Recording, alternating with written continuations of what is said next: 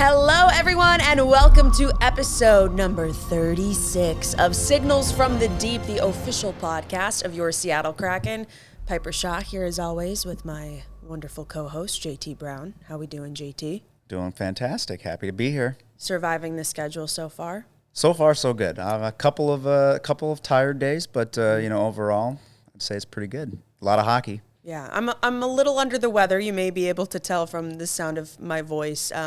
But we're taking it one day at a time, one game at a time. And we want to start this episode with our interview that we did with Ryan Winterton. Because of the nature of the schedule, we actually had to record this the week before you're listening to this episode because we weren't sure that there would be another practice day to be able to get him because there's so many games. So we're going to start with that and enjoy. I thought it was a great conversation with Ryan Winterton. Well, Ryan Winterton, welcome to the show. I am sure that you have spent so many hours listening to the Kraken's official podcast, Signals from the Deep. I've seen it for sure. I'm sure a number one fan, I'm sure. So you would know that we like to keep things a little light and more casual on the show. We like to talk about the sweeter things in life and in the game, you could say, JT. Yeah, that's going to lead to first question from me. What are your favorite candies? Go top 3. Oh, it's a great question. I have a sweet tooth, so I'm interested for this. I'm probably going. Oh, it's so hard. I legit don't know if there's a candy I don't like. I'll go those nerd clusters, probably 3. 2 Skittles, like any kind. Big Skittles guy, and then 1. Oh, there's so many. I don't know. Starburst. Starburst. Okay, Airheads. Starburst, real quick. Yeah. Do you like the orange and yellow Starburst? I don't mind them. They're not my favorite. I'd rather pink and red, but I don't mind. I don't mind the other ones, but definitely not my favorite. Yeah, I picked those ones out, and I give Piper the orange ones. Yeah, it's become a bit of a thing. He always gets a cup of Starbursts, when he's between the benches, and he'll bring me the orange ones. And now I always have candy with me, so if you're sitting by me down there, I'm in between the benches, you can take a look, and never know. Perfect. Have you tried any of the Swedish candies that a lot of the guys have? You ever No, tried those? I don't usually see a lot of Swedish candy, honestly. Our Swedish fish, Swedish, they gotta be, right? Yeah, I think they they're use fish? loosely. I mean, That would be a question for Lars because he's I don't big really candy know guy. what Swedish candy is, but Swedish fish I like. Yeah. I didn't really I necessarily like- see them when I was over there, but they have in the grocery store, I'm talking walls filled with Really? candy. It is amazing. Lars gave me some on the bench one time of some Swedish candy. I have no idea what it was, and You I like was, yeah, it was good. It tasted less fake. Yeah. It Oh, it's probably the didn't sweet have tooth, we food need the dyes or sugar. whatever. Yeah. Exactly. Well, Halloween is right around the corner, so obviously the candy question's going through. Do you have anything planned as far as an outfit? Yep. Me and my girlfriend got Adam Sandler. We're both being Adam Sandler. I just got baggy shorts, baggy golf shirt, and then I'm gonna throw a robe on. I think. Forget what movie it's from, and then I'm gonna have little slippers on my feet. So, yeah, we're going to the Adam Sandler show tonight. Should be fun. Oh, Should be a lot that's of fun. funny. You ever think about going as Anakin Skywalker? No, but I've seen some stuff on Twitter. Everyone's saying Anakin, but no. Maybe next year. Yeah, We'll go with we'll keep that one in the. Because they have Anakin Skywalker vibes, and if you need a lightsaber, I'm your guy. I Yeah, can get you a perfect. lightsaber for the costume. It would Perfect. be easy. JT is a big Star Wars Yeah? fan. Yeah. My dad's a huge Star Wars fan. I've never really watched it, so I have watched it, but just briefly, but I can't say I'm a huge fan, but I definitely have seen the post. I have a Jar Jar Binks tattoo playing hockey, so And a 7-foot Jar Jar Binks statue, as we've I forgot about discussed. that. Yeah. Oh. All right, let's get it back on the rails here a little bit. I got a hockey question for you. If you could put together your dream line combination, two players that you want to play with, like at any stage, they don't have to be currently playing, what would be your dream line combination? I want to give you a good answer. I don't know. Just generic, probably like Ovechkin, and probably Matthews. Yeah. Just hometown. Grew up watching Matthews, and then Ovi just the grade Ovi. 8. So, yeah, exactly. Well, speaking of, those two guys, like growing up, I'm assuming wanting to play with those guys on a line, you obviously looked up to them, watched them a lot as a kid. Yeah. What is it like now to be able to play against those guys? Yeah, it's crazy. I was saying this I forget who I was saying this to, but my first 3 games in the NHL when I got called up 2 years ago was McKinnon and then McDavid and then McKinnon again. Mm-hmm. So it was like, welcome to the NHL. But it's pretty crazy, honestly. Like the other night we were in Washington, I think that was pretty surreal. Just looking over and seeing 8 just in this 1T spot, just in his office. That was pretty cool. But, yeah, there's kind of guys on every team where you're like, wow. But obviously when the puck drops, you're not really thinking about it too much. But looking over and warm was pretty cool. Yeah. All right, I got a couple of rapid fire questions for you. Hopefully you don't have to think too hard about them. But since the holiday season is upon us, what's your favorite holiday? Christmas. What is the last TV show that you binged? Binged hard was like Prison Break. Okay. All right. If you could have any superpower, what would it be? Read people's mind, probably. Ooh. Yeah. Read people's mind. I don't know if I want that one, but go on. I don't know. What do you want, JT? I don't know if I'd say that one, actually. I think I'd want to fly or something, like be able to go invisible. Super strength, like Superman? I was thinking invisible. I already got that, but. Okay. Invisible. Yeah, invisible would be cool. Sorry to interrupt the rapid fire questions there. No, you're good. That's what it's all about. If you were an animal, what would you be? Animal. Elephant. What is your go-to karaoke song? And who would you sing it with if you had to pick a teammate? We asked Shane that one too. Maybe Wonderwall. Little Oasis? Yeah, I'll go with Burke. Yeah? And Burke, just a little chop up, yeah. Coffee or tea? Coffee. Cats or dogs? Dog. What's your favorite color? Blue. Good. Yes. Good answer there. I agree. Do you have a favorite album or artist, like, of all time? Not album. I'm not like, I don't even remember any album. Like, that's the, but I would say Morgan Wallen, like, he can't go wrong. Chris Stapleton, big country guy. But I would say Chris Stapleton, like, just, I don't know, I like his voice. I'd love to see him in concert, and I don't know what album, but just something with his songs. So since we're on the topic of music and you're inside the room, what can you share about what's going on with the music in the room? Because Monty used to be kind of in charge of the music, but, he's been in and out a little bit. Like, who is spinning the tunes? It's funny, actually, when it's like Ebbs and Schwartz are there pretty early. So Ebbs will get on the Hawks, and he'll get like Nickelback, all his rock on. And then Monty comes in the room, and he starts switching it up. And like when Reichs is back, Reichs puts it in his 2 cents. And then when Monty was gone for a bit, Muzz started getting on the tracks. Oh. And he was actually pretty good. I actually didn't mind Muzz's music. But they're all good. Like I like some Nickelback. I like the rap. I like what Muzz was playing. So yeah, we got some good DJs in the room. What's your favorite? Do you have like a favorite song that like pumps you up to play? Like you're like, all right. The Texas one right now, I think it's by Big X The Plug. Oh. It's been a kind of a staple since the start of the season, and it's been, I like it. I was going to say, I actually don't think I know exactly that song, but I have heard Stevie in the room talking about Big X The Flood, and like he was talking to Everett Fitzhugh, and he's like, you got to get on him. This was like last spring. That was last year. We were in Florida. They had probably like a 10-minute conversation about the it, like, plug. Putting up their phone, like showing them, like, oh, did you hear the new one yet? He just dropped it on Instagram. It's not on Spotify yet. So they had a long conversation of that one. He's pretty good. Yeah. Well, you said talk about the season here for a second. Kraken are off to, say, the best start in franchise history. Obviously, it's still very young. But is there anything you can point to, like what's different this year or what's going on, down in that room that's making you guys go to this at this start? Yeah, I mean, I can speak for what I've seen. I wasn't here for long the past couple of years, but just the guys are really bought in right now. And what Lane's saying, like I think – everyone wants to put their best foot forward and do what they can to win, whatever that is. Whether it's PKing, blocking shots, hitting guys, not always scoring. Or if your job is to score, scoring and just doing what you're supposed to do. I really think everyone's bought in and everyone just enjoys each other's company, and it's been a lot of fun so far. And, it is young, so got to keep it going. But it's been a lot of fun.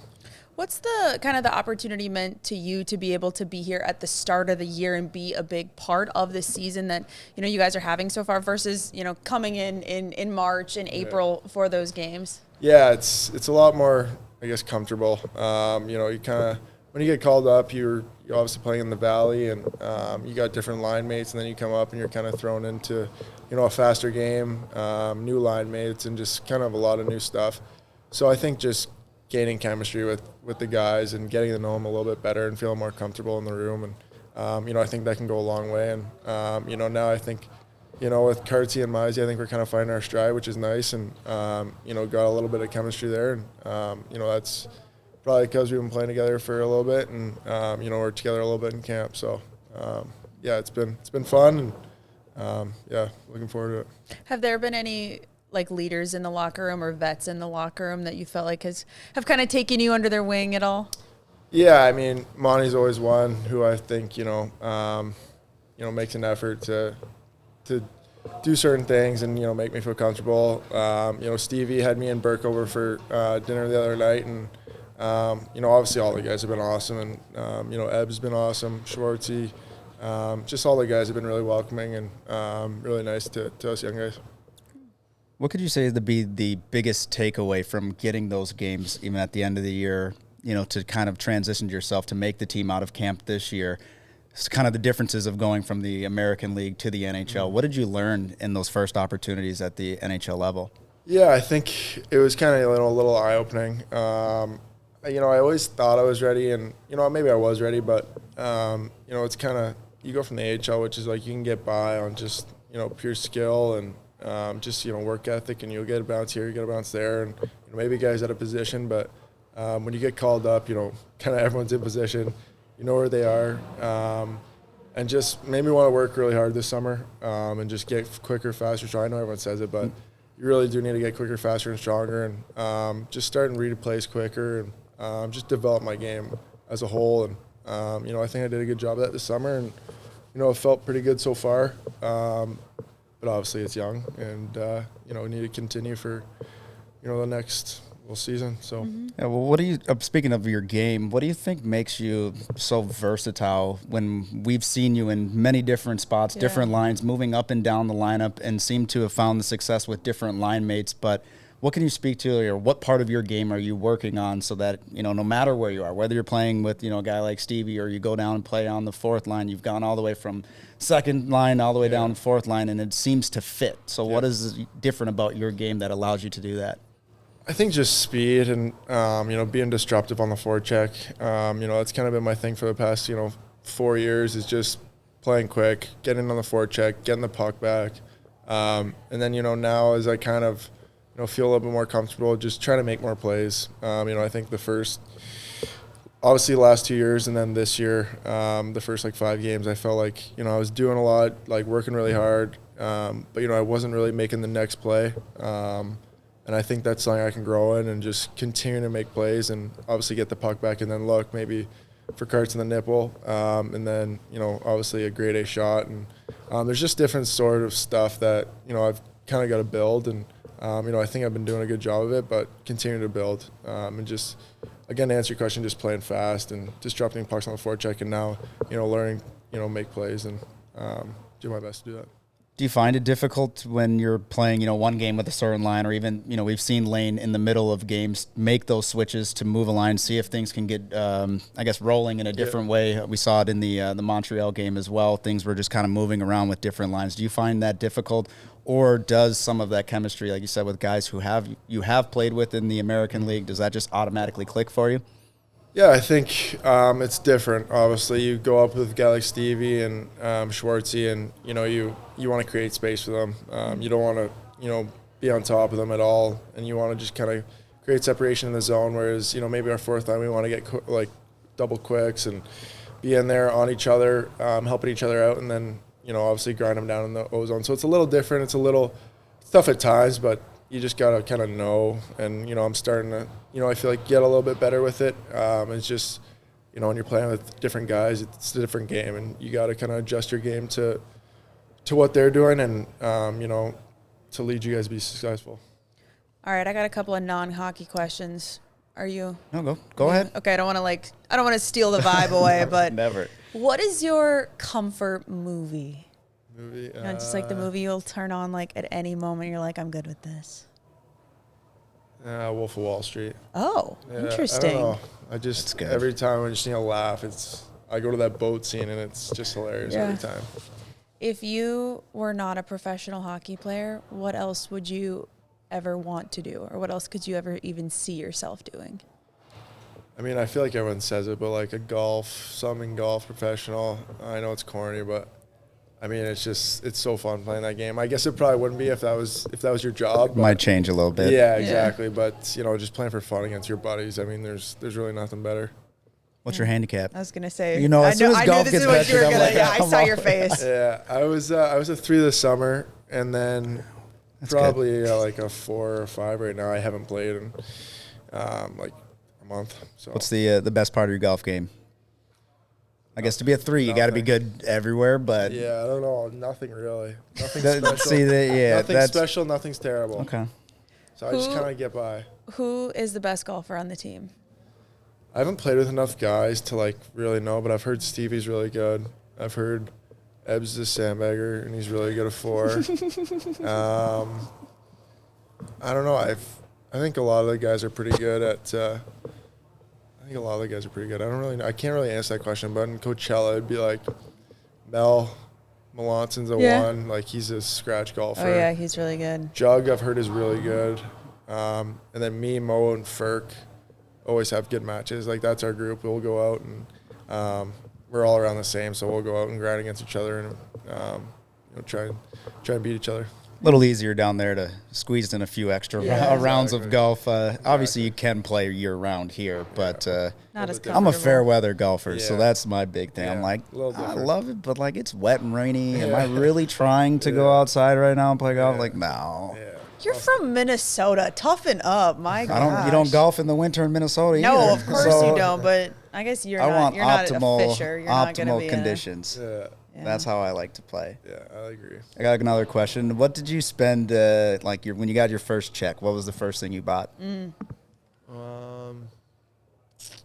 I guess big thing. Like I'm not saying like you could have went to. Chipotle. Yeah, No. that doesn't. We're not asking that. I don't even know if I bought anything crazy. Like maybe these shoes, like common projects. I don't know. I don't really like to spend my money that much. Smart.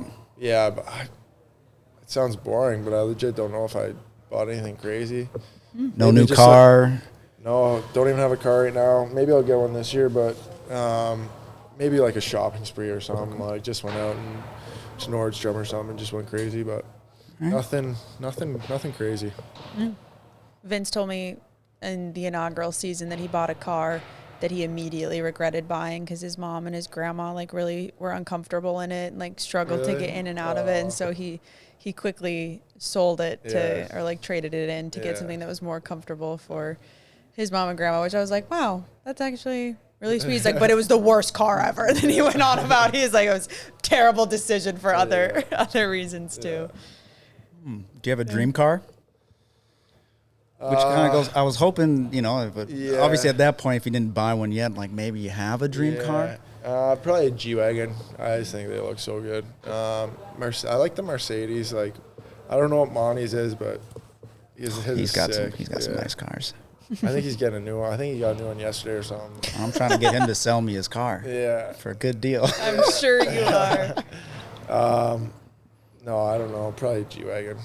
That's fair. That's good. Yeah, Ryan, I don't know if you know, but JT and Monty were teammates at one point. Really? And Yeah, JT yeah. was the vet, yeah. Nice. In Anaheim for a brief stint there. He was a young guy? Yeah, well, even for him though, when you said for a guy that was reaching out, like when I moved there or get in the first plane trip, I always remember, first time getting on the plane, new team, and didn't know where everybody's seats were going through. Like Monty was the first guy, like, hey, Brownie, come sit next to me, go through. So like that, me and him instantly kind of clicked, and a lot of time playing our switches on the plane and different stuff. So I know Monty pretty well. And now every game day, he's like, what's JT wearing today? I'm like, I don't know. And he He's always chirps me. upstairs. I mean, he's good for that, as you know. Yeah.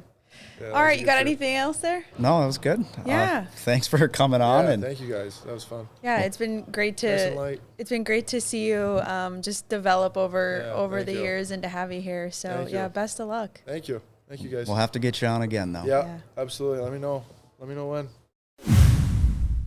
All right. Well, a big thank you to Ryan once again. I think we maybe took more of his time than we originally anticipated, but it was fun to have just a nice like casual chat with him. Well, I think it's so fun when we are able to get a player on, and obviously we do get to talk somewhat about hockey, but to kind of dive into some of the other aspects of their life is fun too.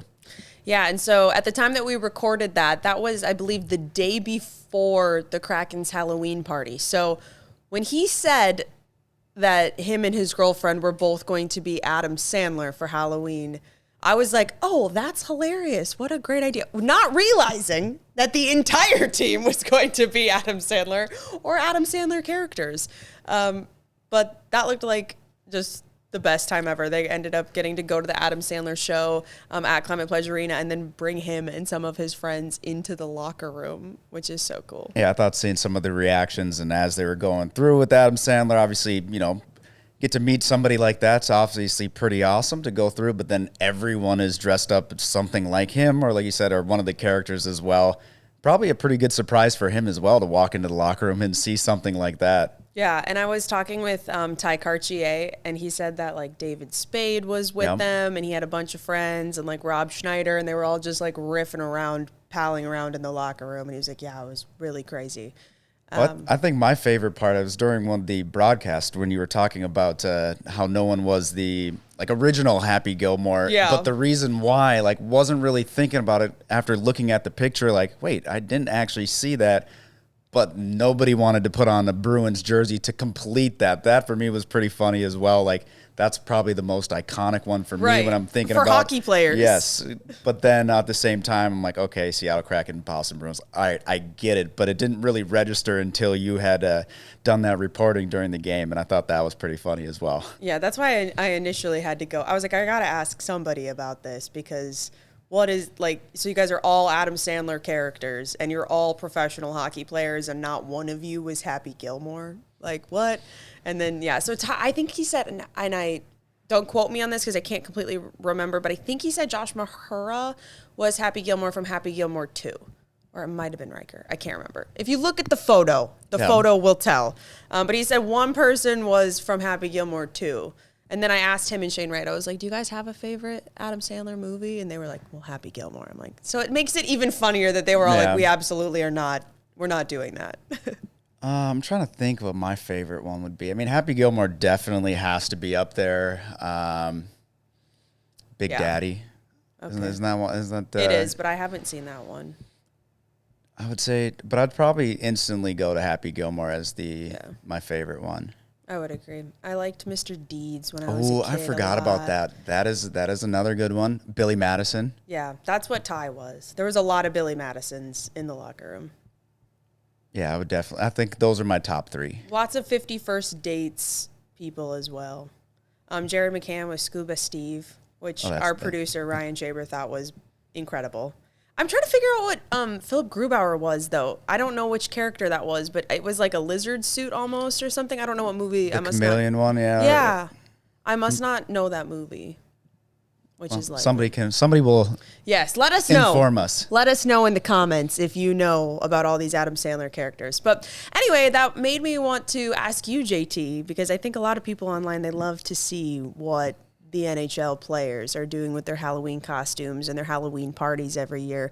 You've lived it. Do you have any favorite memories from some NHL Halloween parties? I'm not the biggest Halloween person. Have you ever been Jar Jar? No, I have not been Jar Jar. I feel like that would be, you would think that maybe I would have done that, but no, I have not done that. Probably my favorite. JT Binks. Yes, that would work. We've only done Star Wars once. I was Finn and Lexi was Rey. Okay. So we did that. So I think that's probably like my favorite like outfit. Actually, I was Gerald once too. That was pretty fun from Hey Arnold. I saw that one. We did that one. But when we go out to do like a Halloween party, like once you start wearing masks and start getting all dressed up, it just gets in the way. So I try to take the simplistic approach. Like this year, I recycled my Pikachu onesie again. So when we were out trick-or-treating with the kids, I just did Pikachu. But some people do go pretty extreme when it comes to the Halloween parties. I know the Callahans were notorious for that when we were in Tampa. Like full on, we're talking full makeup, bringing people in. I believe they were from did the Busch Gardens, like Halloween scare, like that company would come help them get their costumes together. I'm talking like full on, all out. So though it's fun to see those, I just couldn't do it. I feel like I wanted the more simple approach. But the parties are always fun. Yeah, never went to a concert for it, but no, I think it's definitely a time when you get it and you're actually able to have that time. The worst is when you try to have a Halloween party too early or too late. Just based on the NHL schedule, you rarely get to have them, around the actual time. So going to a bar or an establishment and you're all dressed up 3 days after Halloween is sometimes a little embarrassing. Well, that's why I also thought, granted, I think it was the day before Halloween that the day the before Kraken is had okay. theirs. But it was so cool that they did it as they all went to the Adam Sandler show and then just kind of hung out after and they all went in costume. That's a cool kind of take on a Halloween party, I feel like. Oh, I think it was Ryan Montour's idea, by the way, I was told. So good shout out to idea. her. No, good idea. I'm sure that the concert was, or not just concert, but the show was good as well. But obviously when you're able to get the meet and greet, get everybody together, I think those are always fun times. I also saw that Mason Marchment and his wife and their newborn were characters from Monsters, Inc. on actual Halloween, and Mason was Mike Wazowski. So I just feel like you need that information as a noted Monsters, Inc. fan. I'm more of a Sully fan. Sully and Boo. Yeah. Ooh. So I'm pretty sure Grubauer was Leo. Oh, okay. Now that makes so much sense. I've seen that. Their voices. I forgot. Pet iguana. Yeah, It's an I've seen animated it. movie. Yeah, I forgot that was him. Yeah, no, it's a good movie. That's so smart. I love that. That's so groovy too to be Yeah. something cool and niche like that and get a whole Drew, costume. thank you for that. I appreciate that. We didn't have to wait until somebody let us know. Yeah. That's so cool. Yeah, me and Jake were Chaz Michaels and Jimmy McElroy from Blades of Glory. Okay. Yeah, except for I really wish that we would have had time to actually hit the ice because I wanted to make a video of Jake actually doing the Chaz Michaels routine. I ripped the sound from the internet and everything. I was so ready to make it, and he was learning it, and I was just I don't know, I don't have the energy to do this. And then I got sick. So anyway, all right, good Halloween talk. Drew, did you have a costume? Yeah, my girlfriend and I were Morticia and Gomez Adams. And Nice. It was a great time. Went to a little house party. A lot of great costumes. They always have great prizes to encourage everyone to do costumes. There was a whole group of dodgeball characters. So all the Purple Cobras. It was great. Super funny. And the average Joes. Yeah, LaFleur, everyone there. Yeah, good stuff. That's awesome. I love it. All right. Well, it was also nice to be home for Halloween for once. That's not always, like you said, JT, the luxury that you get. Not that Halloween's that big of a deal anyway, but it's been a pretty solid homestand for the Kraken. They've gotten points in every single game at home that they've played so far this year at the time that we are recording this. And that was one of the things that head coach Lane Lambert said before the season began, was that he's like, this team has to have a better record at home. We got to be better on back-to-backs. What have you kind of seen? What have you liked about how they've been playing at home through this early season? Yeah, I'll start with just, you want your home place to be a tough building for other teams to come into and play. And it hasn't always been that way. I think you add in the style that they're playing, the structure that they're making it difficult. And I think the one thing that's really kind of stood out for me, especially during maybe the homestand or just the games at home, even when maybe they're not playing their best, they're still finding a way to come back within those games, keep the crowd engaged. And that brings a little bit more life, especially going into the third period. You go down 3 into a third period, you bring your way all the way back. And yes, you would love to have gotten the 2 points, but you made something out of a game in Montreal that, it almost was nothing, right? When you're looking at the first 40 minutes, nothing was going your way. The other team, Montreal, is dictating the play, but finding a way when you don't have your best stuff. And it's a lot easier to do at home than on the road. When you're on the road, you have the opposing fans, you don't get the last change. There's all these things that are, I guess, going against you versus at home. So when you get those opportunities at home, to be able to just find a way to get those points, because you never know down the road what the standings are going to look like. The Western Conference and then Pacific Division, it's going to be tight. You're seeing a lot of teams improving this year. The points are... Yeah. The Ducks... You look at Ducks, you look at even the Chicago game last night was an excellent game, and how many close games they've been playing, not only just at home, but, on the road as well. The amount of one-goal games, there's going to be in a lot of those spots, so you have to find a way to continuously get those points. And you may say, oh, well, you're only 12 games into the season, maybe that 1 point didn't matter, but you start adding up those points, come around game 75, getting it down to the wire at 82, and all of those individual points matter. And you can think back. I know, every team can do that. Whether you miss by 1 point or you miss by 10 points, the playoffs, you can go back to how many games throughout the year we're like, you know what, we should have had a point in that game. We were winning. Things didn't go our way. We lost it in the end. We ended up not getting a point at all. So I think just getting to overtime in those games and securing a point is huge for this team. And again, everything down the line, 1 point matters, 1 point matters. We talk about points being a premium in this league. It's hard to do consistently. And at this point, every single game, like you said, they've found a way to at least get a point. Obviously, you'd love to have the 2 points in some of those games, especially in spots where, hey, you are controlling the play. There's a difference. There's times where you're controlling and all of a sudden you get a point. Sometimes that 1 point doesn't feel the same. I look at it from like a golf terms, like not all pars feel the same to you, but I could get on the green in 1 and 3 putt and it's a par. It does not feel Shout out Ryan Winterton. It does not feel the same as, just scrambling or having a perfect play. So I think for them, just finding their way to be consistent at home it's been huge for them. I think the special teams has helped them, especially on this road trip, which I know we're going to get into that as well. But on this road trip or on this homestand? I meant homestand. Okay. See, thank you for the correction. How about this year? Okay, sure. But overall, again, home is the place where you got to make it tough to go through, and they've done that so far. I just love when you get to see the crowd. I think the best thing for me in the last game was literally watching every fan stand up during that last game when Joey Decord went for the empty net. Yeah. And then the side, yes. The first one was a real good attempt. The second one still going for it, but I just thought that, like getting them engaged, it just makes it so much easier to play. You just put the energy behind you, and again, hopefully they can keep up this success at home.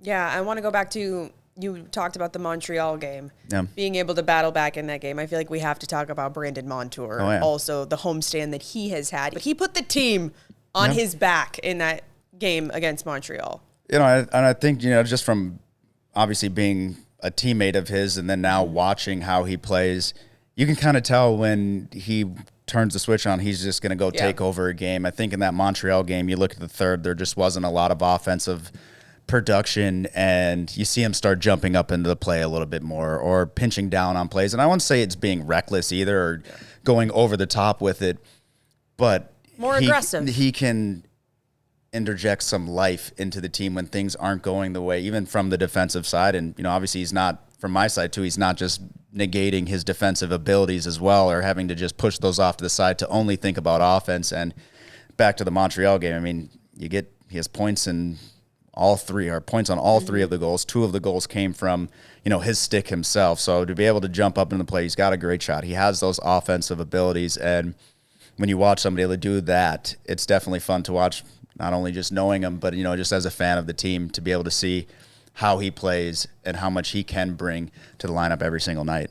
So I want to go back to just talking about how every point matters. And right now it's like, obviously you were really wishing that you get those extra points in overtime, but even to be able to force overtime in some of these situations, I'm looking at the standings in the Pacific Division as of today, and it's like 16 points, 15 points, 15 points, 15 points, 14 points, 14 points, 11 and 8. Like there is no room in our division right now, which is even more why, every single point, if all these teams keep playing like this, is going to count, especially division matchups. Well, when you look at who you're playing and where you're going, yes, you need to get those points. And again, for the Montreal, you're looking at a team that's in the other division or other conference. You're sitting there. If you give them a point, it doesn't matter, right? Obviously, you want to try to win in regulation against your division.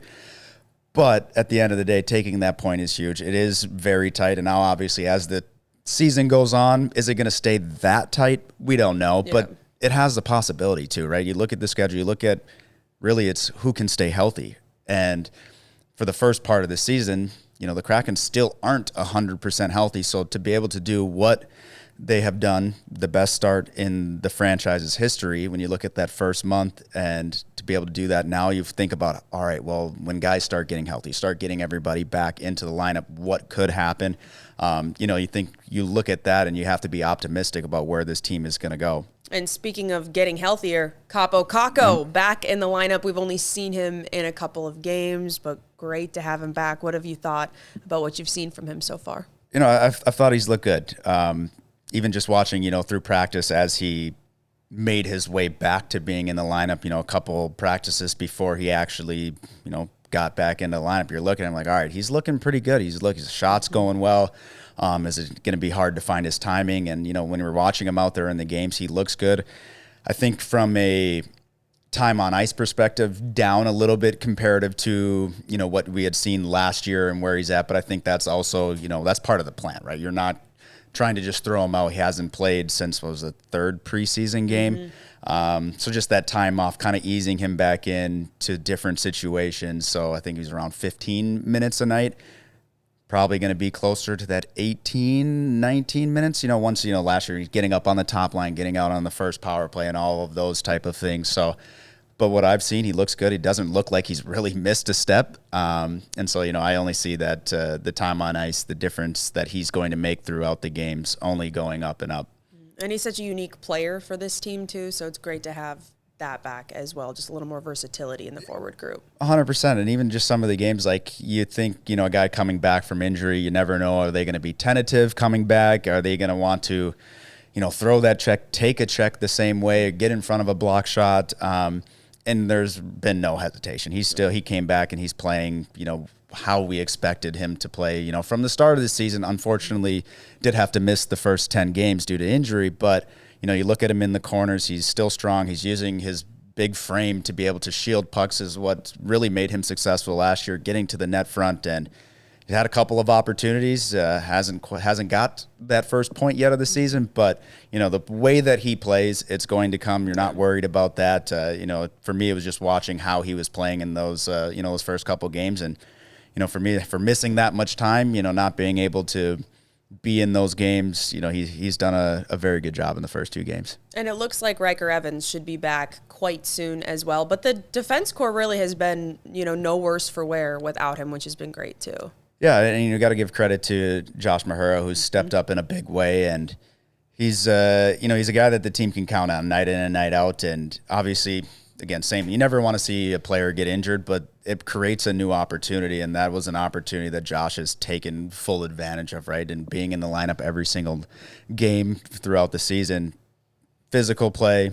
You look at him on the power or the penalty kill, pushing the puck up. I love the overtime goal that he had in Toronto. Fantastic. But I think from that standpoint, you have to love what he's done.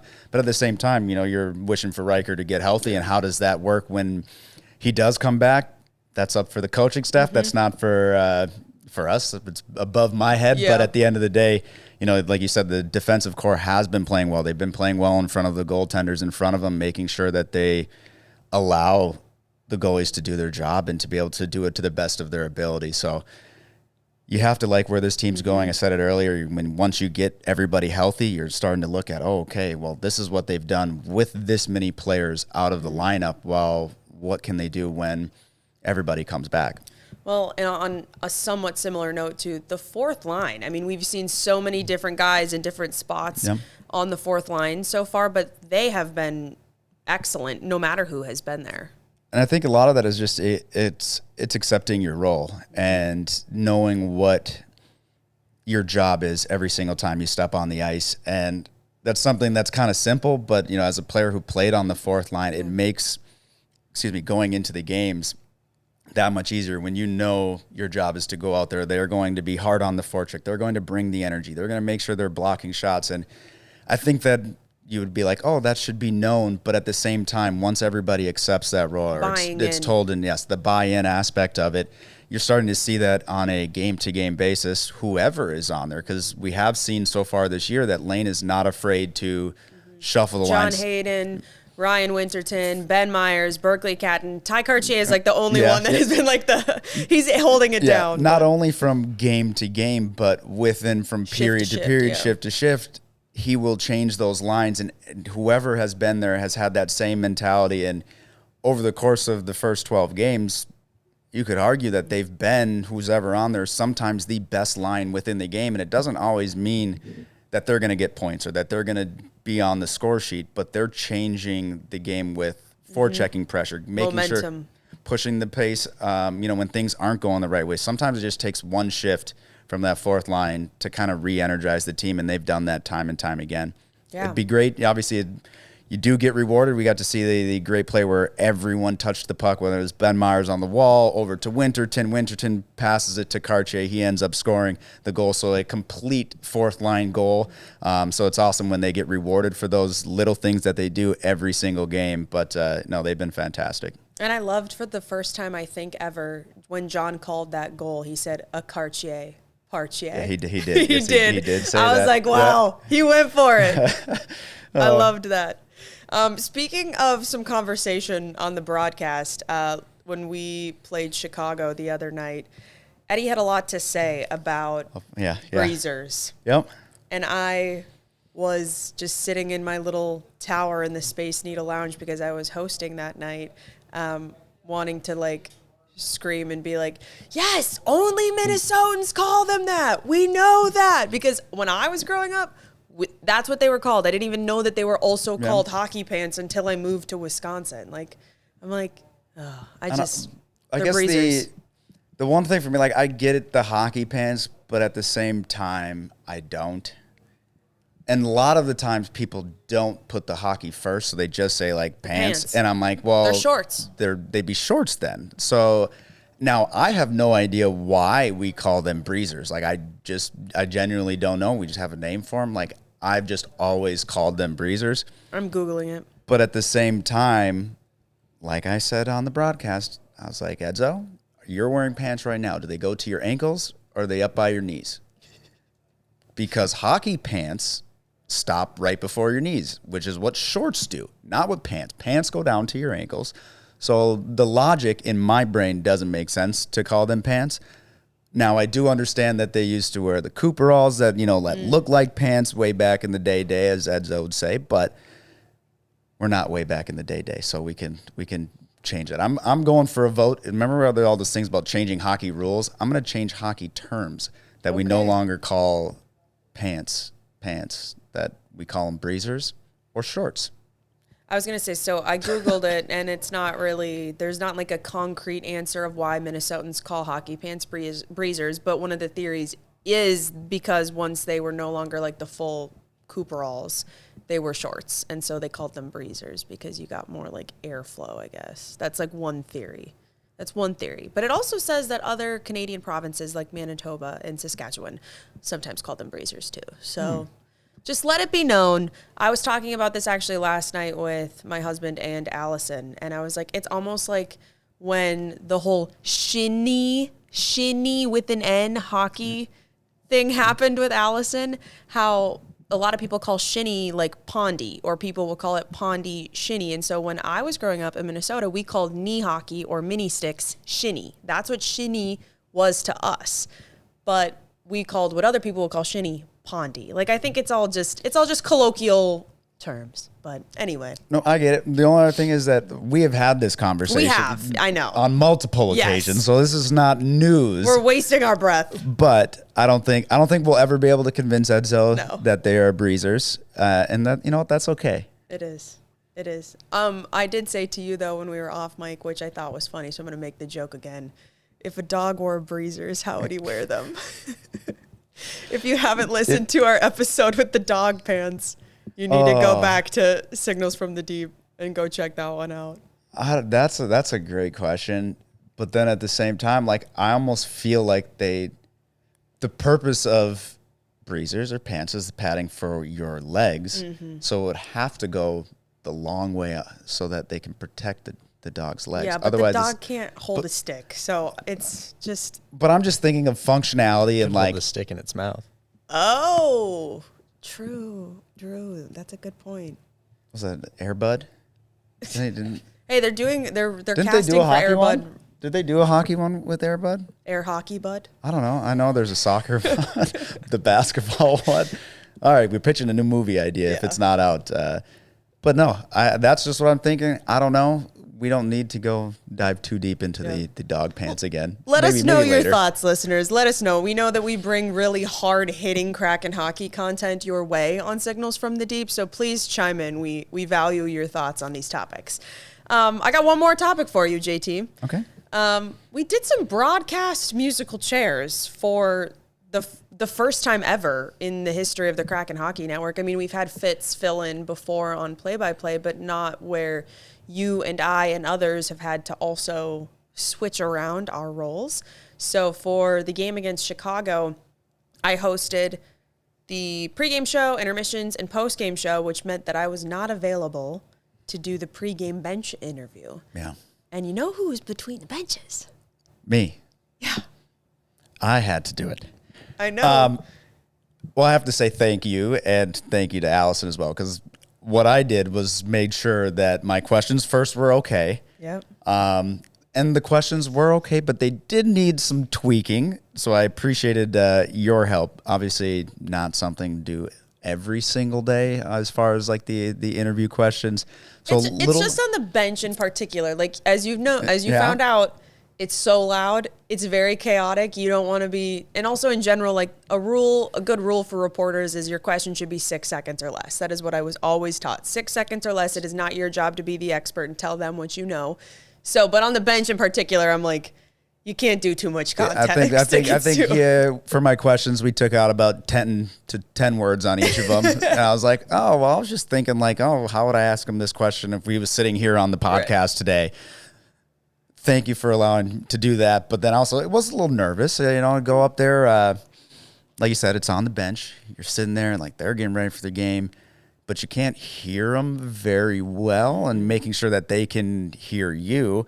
But then also like my just brain goes like, all right, well, what if I can't hear him? My mic goes out. Because in the audio does things happen, throughout a game as you're recording things. So I'm like, you don't have the repetition to like just go through it. But it went well. I think the most awkward part is standing there and like making sure the mic is in their face and like, is it too close? But like also the people need to hear what he's saying.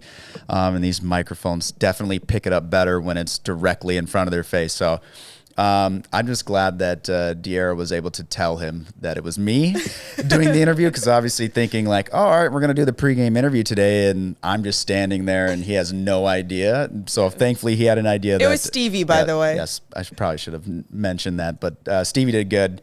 Great. It was a good interview from that part, but I'm glad I don't have to do it every single day. But at the same time, it was fun. It was a good experience, and I'm sure we'll have to do it again at some point throughout this year where we do some more musical chairs. But same thing on the other side, the hosting. I got to listen to part of it. A lot of the times don't get to, but I made sure to make the effort, and I thought you did an excellent job. Wow, thank you very much. Yeah, it was funny because particularly with the post-game show, like I never really see our post-game show unless I go back and actually watch it, which I do sometimes, especially when we're on the road, but usually during the post-game show, I'm gathering all the interviews that we are running during the post-game show, so I can't like see it or hear it really, like I never really know what they're talking about, and just hope that whatever I'm asking about helps like feed that, that narrative or that like thread, that storytelling thread that they're going with. But yeah, I think for the interview side, I feel like I made it a bigger deal than it really was. Like I'm like, oh, this is super nervous. But then I was like, and then I remembered right before, I'm like, well,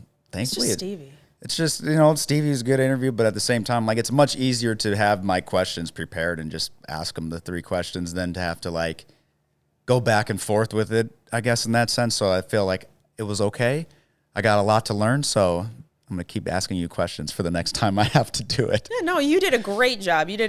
Allison thought you did a great job too. Not to speak on her behalf, but she told you that. So, it was so funny to see you down there with the stick mic on the bench and you in the 2-shot with Stevie. I was like, wow, look at him. They grow up so fast. It was fun, but I'm definitely not taking your job if if we're comparing side by side, I had big shoes to fill. But no, it was definitely a lot of fun, and probably won't be the last time we have to do some sort of the musical chairs, just with the schedule and how things work. With John doing the national games as well. So it was a little bit of fun. I think the next one, we'll just get better on the next one and the next one. Luckily, also, we are at home for these too, which is very helpful, because when I'm on the road, or when we're on the road, a lot of times, like, my mix in my ears for that bench interview, like, you guys will be speaking in my ears, or it will be like the show back in the studio, and I will be like, I can't hear myself. I can't hear it. And I just have to like rip my IFB out like right as the player is skating up. And then I literally can't hear anything that they are saying at all, because it's so loud in some of these arenas.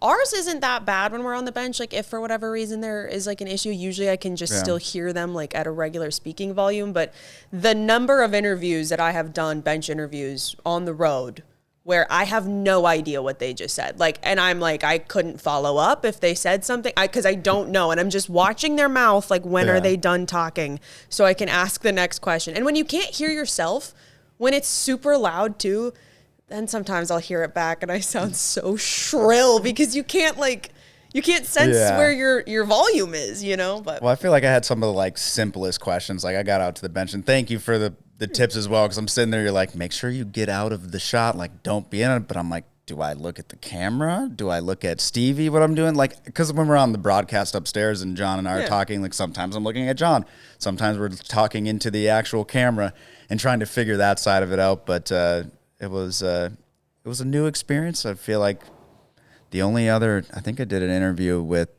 Susie in year two, but outside of that, not a lot of interview questions, so it was fun. Reporting is a much more mechanical position than I think people like realize that it is. There's lots of little, like, you need to move here, you need to do this. There's lots of like little things that other positions don't necessarily deal with. Like, there's a lot of managing crew and like positioning things and positioning they lights. Were positioning and me. I just was like, because I'm gonna stand here. But it was also awkward how close the camera is. Yes. Like, it feels like the camera is right here. Now, obviously, there's like a 1.5 foot gap, but like when we're up in the that's why you got to step out. When we're in the broadcast booth, like, it's probably a good 5 to 6 feet away, and then obviously they can zoom in to where we are. But that was a little interesting. Like, it's getting very, very close when they were stepping up. So it was different, but I enjoyed it. It was fun, and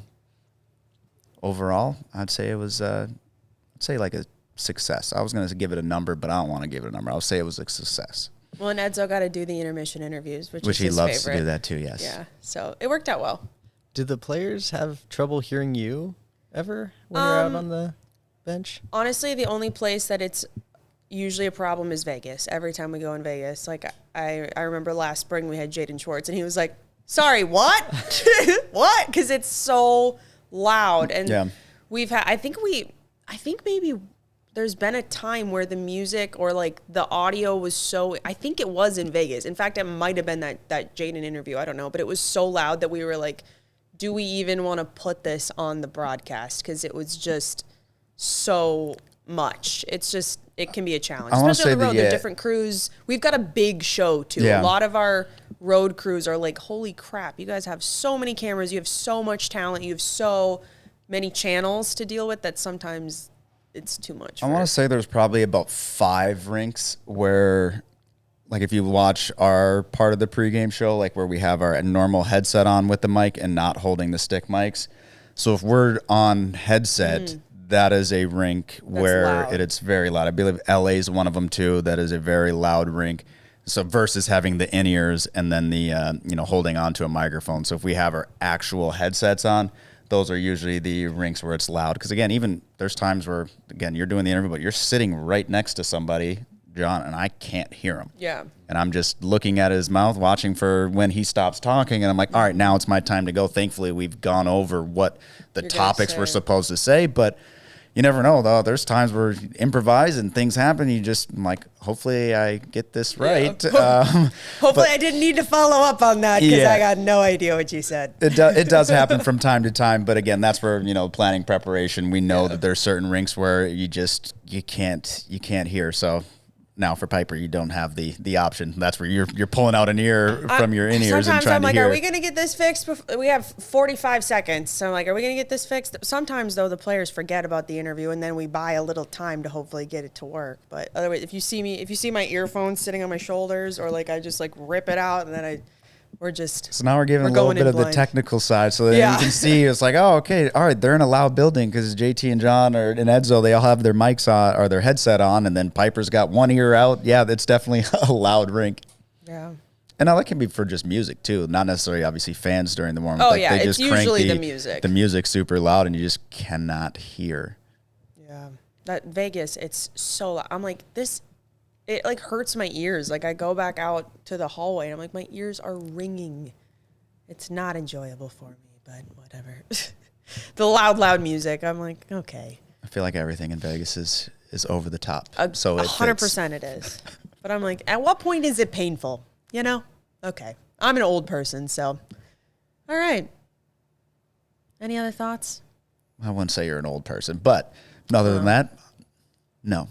Because if you're an old person, then what am I? I just mean I'm sounding like, the meme of old man shakes fist at cloud. That's me. And I get very overstimulated in loud spaces. So, that's so don't what I'm scream into the mic right now. I'm just kidding. We're actually in a very quiet, controlled space right now. All right. Well, any final thoughts here? We're about to hit the road for some back-to-backs here, St. Louis and Dallas. Good test, hopefully. Thinking about that is a tough back-to-back. I can only think of really Minnesota to Dallas as being a worse back-to-back. Seems like we always Which we have done multiple times since the Kraken have started, playing. And, yeah, that's a tough one. You really want to make sure, obviously, that first game in St. Louis because, again, it is a long flight. I mean, when you think of the back-to-backs, especially when you're looking at the East Coast and you're flying only for an hour and you're getting in, like it's a lot easier to play those ones. So it's a real test. It'll be a test to if they can play to their same game. Obviously, you're going to be tired. You always are in a back-to-back, but I think the first things first. Obviously, you have to finish off this homestand the correct way. But just looking ahead into that back-to-back, that first game's going to be a big one because the second one on that type of a scale when it comes to the travel, it's a hard one. Yeah, well, and St. Louis has been struggling a little bit. But any given night in the National Hockey League, any given night. And St. Louis, I also feel like, has the Kraken's number. So. Well, and you look at Dallas. Dallas typically usually is a good home team. They blitz you right away and try to get out into an early lead. They got a heck of a team down there as well. So good test. There's been plenty of tests so far this year already, and the Kraken have stood up to it. So, it's time by time. You have to keep going and put what's in front of you. Everybody's going to have a tough schedule at some point, but yeah, you look at that back-to-back, and it's just it's a tough one. Yeah. One game at a time, one skate in front of the other, right? Yeah, that's how they got to do it. All right, good stuff. Thank you so much, JT. Drew, thank you. Great pod. Great podding with you. Until next time.